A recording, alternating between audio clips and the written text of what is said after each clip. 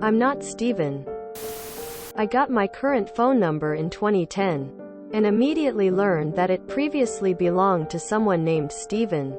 Steven's many friends and clients simply ignored the "Hi, this is Lisa" part of my message, and went ahead and left me messages. And so did his many debt collectors. So, I made my message longer. "Hi, this is Lisa. This is not Steven's phone.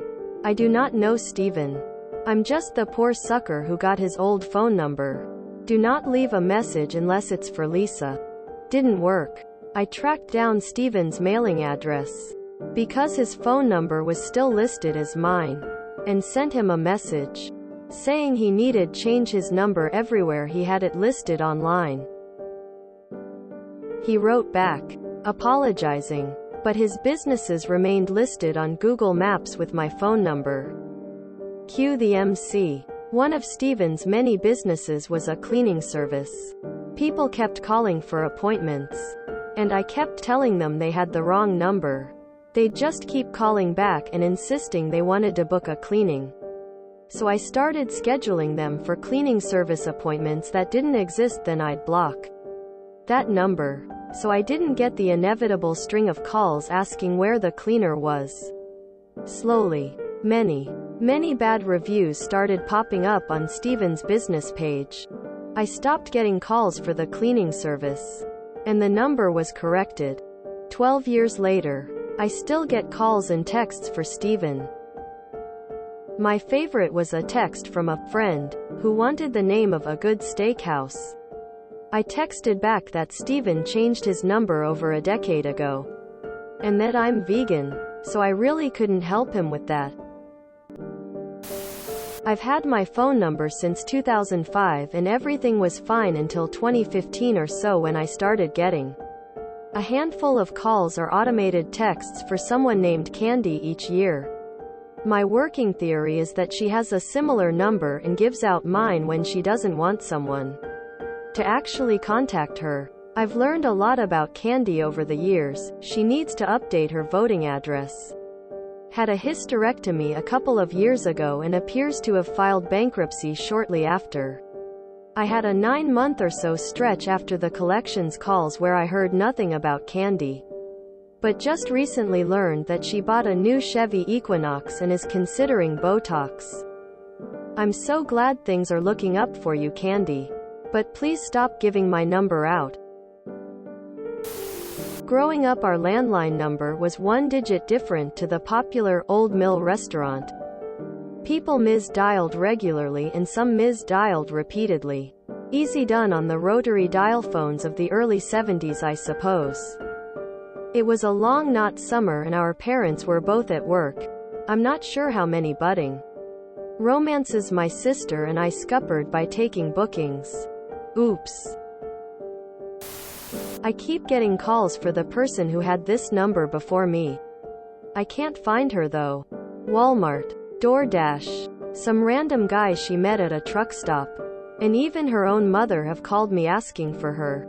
I've had this number for at least 5 years now, but still almost daily I get a call or text for her. I can't find her though.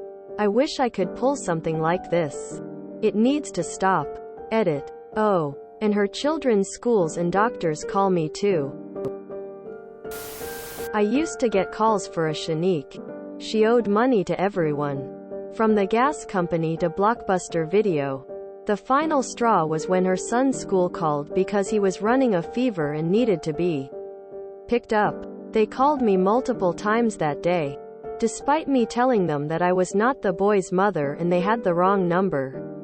The school had to bring CPS into the picture as this woman was literally nowhere to be found. My daughter's phone gets calls for Marcy, doctor, pharmacy, lots and lots of debt collectors. My kid sounds even younger than she is. She likes to tell them they are harassing a little child. That stopped the doctors and pharmacy. It stops the debt collectors until the debt gets sold again. It is annoying. Even her outgoing message, with her name in her young-sounding voice, doesn't stop people. I have a Brad that won't change his number. I got it almost 4 years ago. Even his grandma called looking for him and various friends. Or people he owed money to. Before I got rid of the landline, I would always answer the phone with, "Who are you?" Maybe rude, but the phone is for my convenience and not for social reasons. I want to know who I'm talking to. So when they start calling, asking for Joe, I insist no info until they tell me who they are. I'm not Joe's secretary and I don't feel like confirming or denying if he's there until I have caller identity. It drove some of them nuts. They weren't allowed to tell me. It's confidential BS. I finally got one who told me they were a bank trying to get in debt sorted. Thanks bank think not East. I called that bank. Asked why. Seems I had a similar first name and same last name.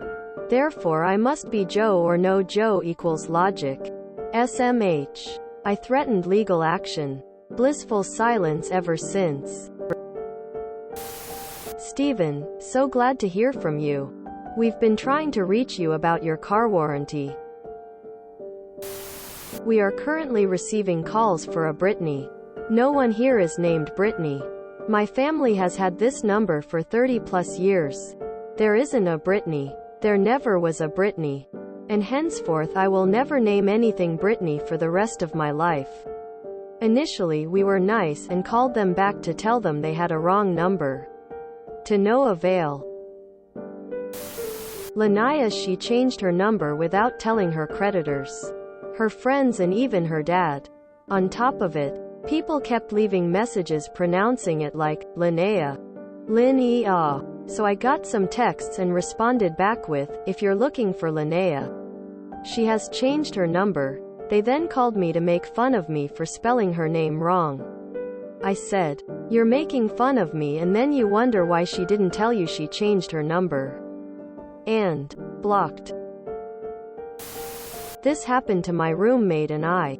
We would get callous for Guillermo on our landline that we never and only had Biaus of the bundle.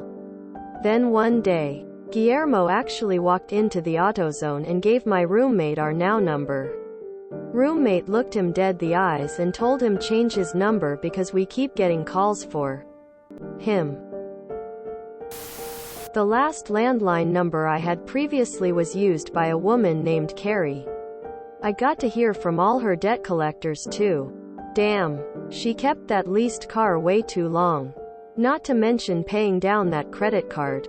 I too did the answering machine bit. You have reached XXX4X. However, this is not the H residence. She changed her number over 2 years ago. If you would like to leave a message for C, please wait for the beep. That got rid of some of the creditors. But one day her kids missed the school bus that took them home, which let me know they lived in the same area. Of course she had not given the school her new number. I was pretty peevish when I told them to go ask her stupid kids what her phone number was. What I wish I had said was, why don't you call CPS since she is obviously ducking you too? Didn't think of it. Alas. Had a debt collector hounding me about Brenda. I am not Brenda. I would say I just got this number. They would ask where she was. Finally I said, if she didn't pay you, do you not think maybe she didn't pay her phone bill either? I kept getting calls from an orthodontist's office for Rachel. I'm not Rachel. I talked to them multiple times. Emailed them. The whole enchilada. It went on for over 6 months. Rachel's teeth must have been FUBAR. Because she had a lot of appointments. I would get multiple calls a week. One person would call me reminding me of her appointment. Then another girl at the office would call me a few hours later. The office couldn't even keep track of who they called. I went through everyone in the office more than once. I talked to the office manager. I would get the number taken out. Be assured they wouldn't call again. And it would get put back in. I don't know if Rachel or her parents didn't actually know their own phone number. Or how this was happening. At the time this was happening, I had just been in a bad car accident and wasn't doing well. I was sleeping a lot but had to keep my phone on because I had a lot of medical stuff going on and was often waiting for calls back from doctors' offices or something related to the accident. After being woken up for the third time, and I'm not proud of this, I absolutely lost it on them. I told them if they called me one more time, I would show up at Rachel's next appointment and wait so we could all have a talk together.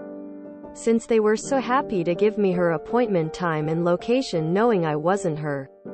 Alternatively, I'd love to get a lawyer involved and I'd be glad to start canceling her appointments. They never called again. Had something similar. Got a phone number that was one digit off from a local fast food joint. Would sometimes get a call around 5 o'clock to 5:30 a.m. that they were sick and wouldn't be working. Patiently told them each to dial the store's correct number. One Saturday, mid-morning, I got a call from the store in the next town. Me. Hello? Caller. Hey, how's it going? Me. Great. How are you? C. Great, man. Hey, you got any 32-ounce cups? Me. No, I don't. But I bet if you call the correct number at XXXYYYY, they'll have some. C. Oh, okay man, thanks. Turns out we'd got a number someone else had given up because, wait for it, they were getting too many calls meant for fast food place. Then a couple years later we started getting calls for those other people. Wasn't too bad when it was Uncle Bob from Chicago. But the bill collectors started too. And the local pool association they were behind on dues too. And others. Turned out they had never changed their number at places like the pool. And their credit card accounts. I finally had to get the phone company involved. To pass a message to them it needed to stop. They need to correct all listings or I would start legal actions. By this time I knew their full names and their address. It all stopped. Fast forward about 10 years and I met the mom. At a scouting registration event. When heard her give her name I said, your Patty phone number. At ADDTRSS. And your husband is Richard phone number. I have your old phone number. She stared at me. Eyes wide in fear. Open mouth smile, open mouth smile. When I was in high school, my friend's landline was one digit different from that of a local pizza place. E.g., hers ended in 988. The pizza shop's number ended in 998. They would occasionally get calls for pizza but only one every few weeks. So it wasn't a big deal. Then the pizza shop decided to print out and distribute pamphlets with their new menu. Only they typed the number wrong and actually put my friend's phone number on the front. The number of calls they got from people wanting a pizza skyrocketed. To the point where their phone was just about unusable on Friday and Saturday nights. At first they had no idea why they were suddenly getting so many calls. But then they received one of the pamphlets in their junk mail and saw their phone number plastered all over it. 80 to 90% of callers would immediately apologize and hang up when they realized they had the wrong number. But the others just refused to believe that my friend's house was not a pizza shop and they would abuse her family for being lazy and not wanting to take my order. Her mother went in several times and spoke to the manager. We'll call him Andrew.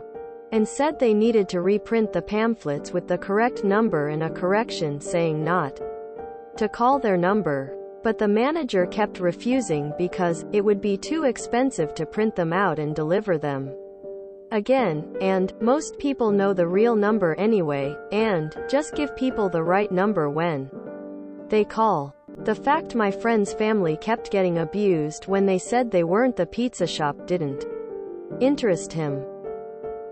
So, my friend's family decided they would make it far more expensive for the manager to not correct the pamphlet every time someone called for a pizza. If it was for delivery, whoever answered would take the order and say, that will be ready in about half an hour. After 40 to 50 minutes, The person would call back wanting to know where their order was, and my friend, her family, would say, "So sorry for the delay. We're quite busy. It will be another half hour or so." And they'd essentially keep stringing the customers along like that until either the customer got fed up and canceled the order or they threw a massive tantrum. At which point my friend, her family, would say, "Yeah, sorry. We ran out of time to cook your pizza and the kitchen's closed for tonight. But our manager Andrew told us to let you know if you come in any day this week, they'll give you a free family-sized pizza." Family-sized was the largest they offered and cost a minimum of $18. If the customer was calling to place an order they intended to pick up from the store, they would be told, "Come to the store in 20 minutes and your order will be ready. And if it's more than 5 minutes late, you'll get a free large soft drink." Quote, "Every Friday and Saturday night there would be at least 6 to 7 people who were offered a free family pizza, and probably at least 10 to 15 who showed up at the restaurant to collect an order that wasn't prepared and their free large drink." After about 6 weeks of this, another pamphlet menu was delivered to everyone in the suburb with the correct phone number in big red font.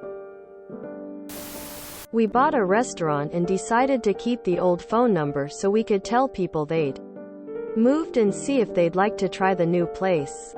Narrator: "Bad idea. So we got calls and told them the old restaurant had closed. And 90% of the time it was, 'Oh, no. How can it be closed? I go there all the time.'"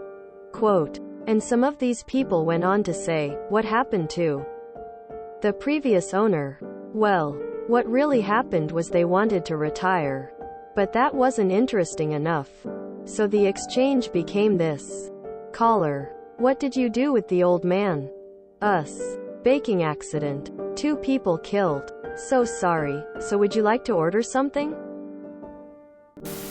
I've had my number for 30 years and it was my mother's before that, and I still get M from time to time.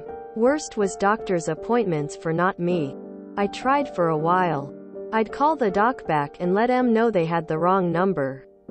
I was assured several times they removed my number.